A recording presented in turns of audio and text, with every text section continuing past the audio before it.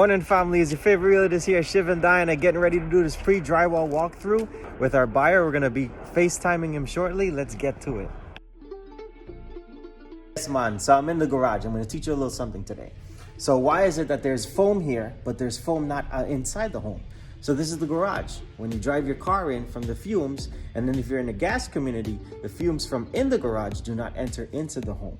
Of course, there's gonna be insulation here, but this foam just before the foundation helps with that. But just before they get ready to put up the drywall, they would call the buyer. Now guess what? In this situation, I'm in Florida, the buyer is in New York. So who are they gonna call? They're gonna call Shiv and Diana.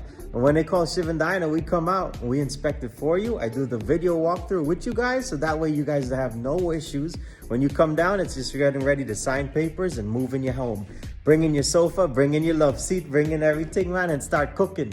Here's some things that I look for. You see that green over there? That's termite bond. Your home is built out of cinder blocks, okay? It's only wood on top and wood in the interior, so termites can still get in. Just like how I come in the home, termites can come in the home. They can come through your front door, they can come through the window, they can come through the garage. But guess what?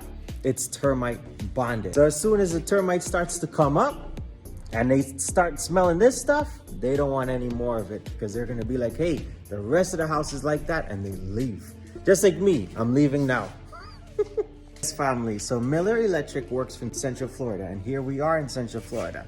This right here is a little code that the electricians use. It's all 20 amps. So they're looking at the bathroom, the garage, the dining room, the microwave, all those things. How do you know from the inside of your home that that outlet is using a 20 amp versus a 15 amp? I'm gonna run to Home Depot because I gotta get some stuff and I'll show you. So look, we have a 15 amp over here and we have a 20 amp over here.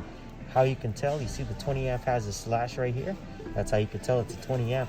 And also, if you look closely, it says 20 amp right there and 15.